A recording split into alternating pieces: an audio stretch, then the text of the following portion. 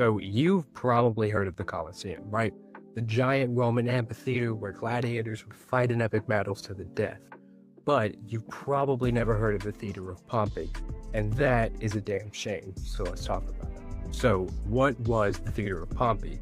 Well, long before the Colosseum was hosting mock naval battles, the Theater of Pompey was pulling the hard carry for Roman entertainment. Way back in the 1st century BC, Roman badass Gnaeus Pompeius Magnus, better known as Pompey the Great, was making a career out of military precision during Sulla's civil war, rising to the rank of general before eventually being elected consul for the first time in 70 BC, of which he would be elected twice afterwards. Built during his second consulship, the Theater of Pompey was far more than just a theater. It was a statement to the Roman people.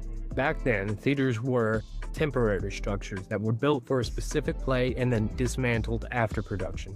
Permanent theaters were actually illegal within the city of Rome at the time. So what does Pompey do?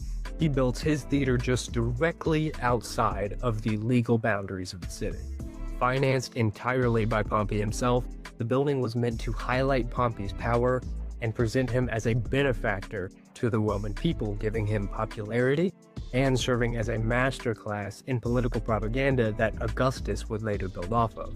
Completed in 55 BC, it was the first permanent theater in Rome and even housed multiple smaller buildings inside of it, including the theater itself, the Portico, which was a courtyard with arts and sculptures, the Curia Pompeia, which served as a meeting place for the Senate, and even a temple to Pompey's patron goddess, Venus Virtrix, at the very top. In the following years, Pompey would form an informal political alliance with Crassus, the richest man in Rome, and our favorite fast food pizza mascot, Julius Caesar, that would shake Rome to its very core. The rivalry between Pompey and Caesar sparked a civil war that devastated Rome, ultimately leading to Pompey's defeat and eventual beheading when he trusted the wrong pharaoh. After Pompey's death, Caesar would use his theater to celebrate his triumph over Pompey's forces in Africa, and just a few years later, he would be assassinated in that very building, specifically in the Curia Pompeia.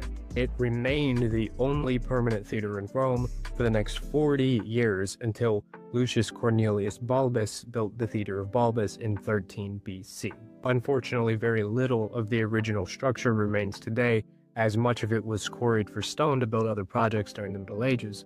And today all that's left is a few underground cellars and some small ruins. But for the time that it was around, the Theater of Pompey was an immaculate building that